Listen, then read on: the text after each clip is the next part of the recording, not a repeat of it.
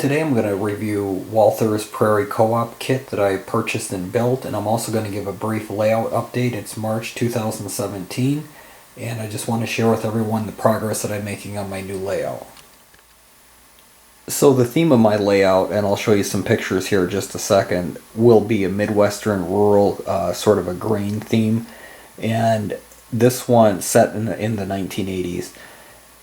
These concrete co-ops are really very popular amongst the small communities, especially in the late 70s, early 80s was when we started to see these replace a lot of the old wood structures and the sheet metal structures that we're accustomed to seeing.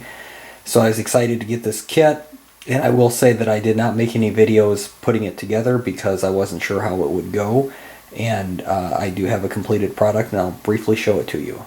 So Walther's kit actually included two separate structures. You have the actual grain elevator itself, and then you have a small office with a scale, and then the probe to take a corn sample or a grain sample out of any trucks that are coming in.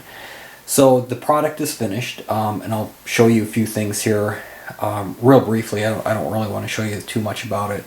I was real happy with how this turned out. I think the biggest thing that I was worried about was trying to be able to get this to actually look like concrete. It was molded in a fairly dark gray. Walther's did a fairly dark gray color, and I wanted it to look more concrete-ish, and you can actually tell that I did some weathering to it. I took some chalks to really try to emulate when concrete gets wet, it gets sort of that brown rusty type color. I had really good success. I spray painted the grain elevator itself, and I used Rust-Oleum's multi-textured paint spray can. I got it, I believe, at Lowe's for about $5 a can. The color on this one is Caribbean sand. You can see that there. Couple things that I'll just forewarn you about if you're planning on using this to try to simulate concrete. It's a very thick paint. It comes out and it is textured, so you have to be very careful. It doesn't come out just like if you're using an airbrush where you have a real thin coat. It comes out very thick, so you have to be prepared for that. Probably the other thing that really sort of threw me for a loop, how this kit came, the rounded pieces were separate, and then there was just a regular straight piece, and then you put, basically you put the two rounded pieces together. I painted these before I assembled it, and hindsight, if I would have known, I probably would have assembled it first and not put the windows or anything in it and then painted it, because what happens is where the seam was, the paint is so thick it really made it difficult to get the pieces to come together.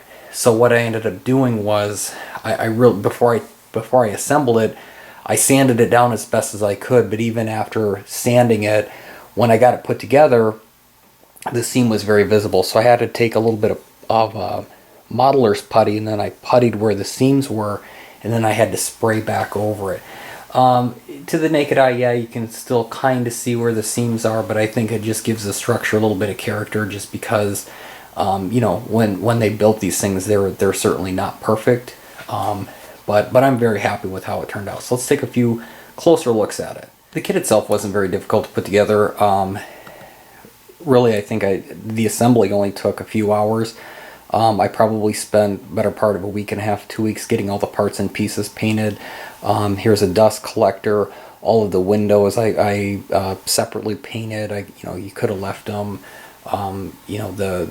just the kit color, but I don't believe in doing stuff like that.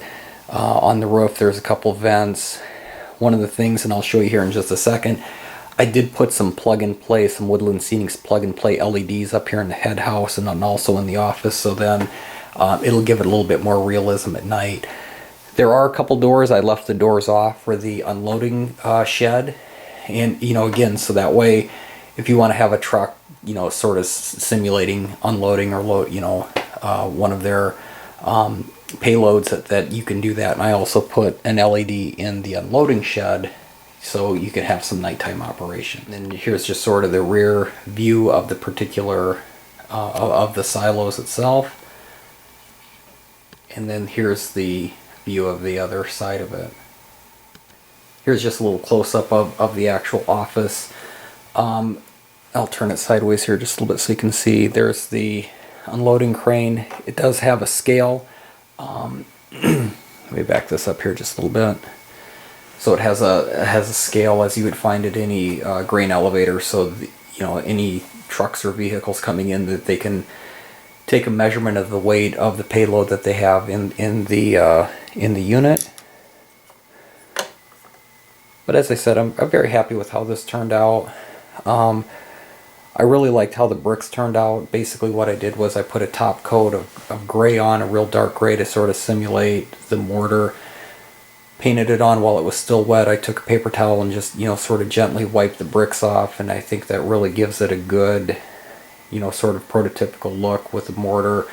Painted the windowsills. Let me turn this around here.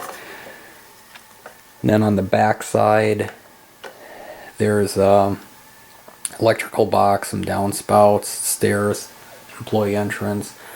So real happy with how this turned out.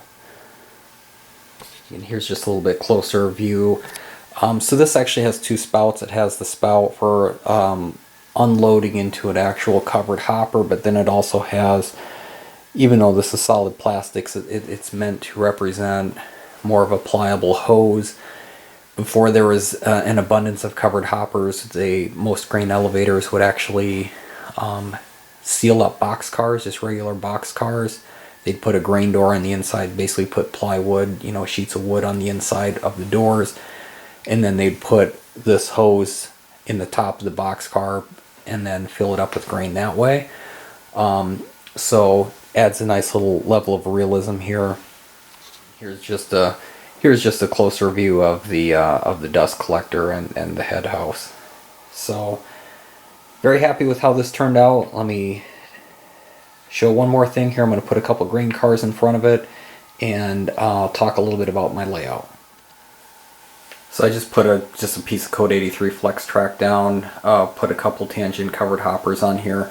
One of the things that, if you can kind of see, I don't know how well it's going to show in the video, obviously right now the grain elevator is just sitting flat on the surface. There's no road bed or anything underneath this track, and there's probably maybe about a 1/4 inch clearance between the unloading spout and the actual covered hoppers. It's going to make it a little bit challenging. Well, I shouldn't even say challenging. It won't be challenging, but you have to be very careful of when when I go to get this on my layout, to make sure that once there's roadbed underneath here, that this doesn't hit, anything that's real high, either on the train. Obviously you won't be able to put a high cube box car or anything with any height, to make sure it doesn't hit. So overall, very happy with how this turned out. Just zoom out here a little bit so you can see my computer monitor in the background there a little bit. I'm going to go ahead and take and show you real quickly. I have sort of a semi-dark room. I want to be able to show you a little bit of how the LEDs look, and so I got this ready for my layout when we get it up and running. Okay, here's my grain elevator and I apologize, it's not overly dark out right now, but I put Woodland Scenics has the plug and play LED lights, so I went ahead and put a soft white inside the grain elevator office. I also put one in the unloading shed, and then I put one up in the head house. And then if you can see at the very top on the roof of the head house, I put a flashing red LED to sort of signify for like airplanes and stuff, which is very prototypical on large structures, that they would have some sort of warning beacon on them. So I'm very happy with how the lighting turned out. Very easy to hook up. Yes, they are a little bit expensive, but you pay for some of the convenience of having the plug and play lighting system.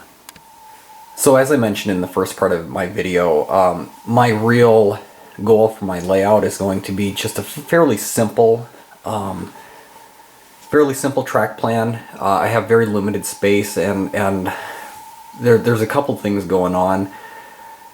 One, space is limited, but number two,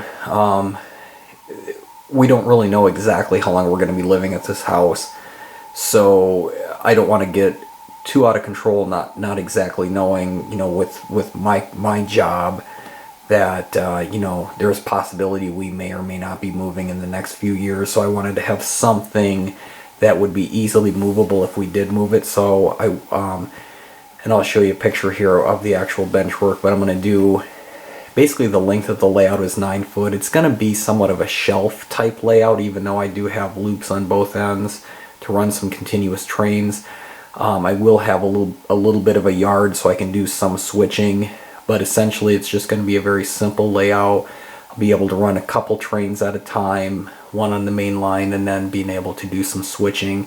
What I ended up doing was I have a copy machine here at home, and I just took some regular track, made some photocopies of it.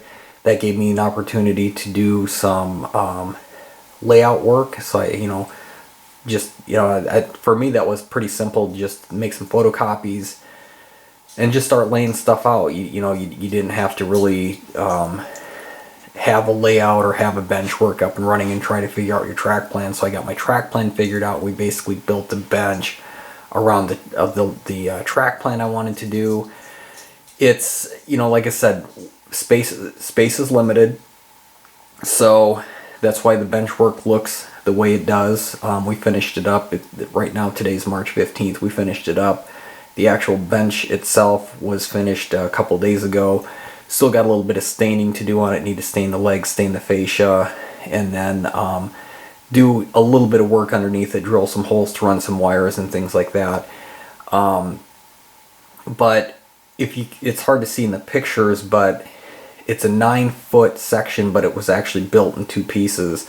So I can take it apart, and the biggest piece is going to be 4.5 feet. So split down the middle, it's 4.5 foot, and then it's about 37 inches wide. So the biggest thing that I'm going to have, it's a piece that's going to be basically 52 inches by 37 inches, and really I'll be able to, and how I'm going to actually lay the track, I'm going to lay the track and cut it right at the seam, and you know, essentially it's somewhat of a modular type layout, but in actuality I didn't design it to be an actual module layout. But I mean, I guess at some point in the future, with it being split in the middle, if I wanted to, you know, if we do have a bigger space at some point, I could actually put another section in the middle to actually elongate it out, which would be kind of nice if I could elongate it out to 12 or 13 feet. Just give you more yard space and be able to do a few more things that way. So I want to get a couple more structures, and I think I'm going to get them here fairly shortly, mostly because to be able to lay the track plan, I want to do a diesel engine house for the yard. And I know Walther's has a really nice modern diesel house, but the problem is it has an inspection pit underneath the actual track, so you have to cut down into your layout. So I want to make sure that I can get all the cuts made before I move it into my basement, because I have a finished basement and I really don't want to do a whole lot of cutting down here to get sawdust everywhere. So I want to try to get everything cut and drilled before I even bring it in. So that's the plan for right now. I'll be posting some videos of the layout as it starts to come together, and you know, I'm looking forward to it. So thanks for watching. I appreciate it.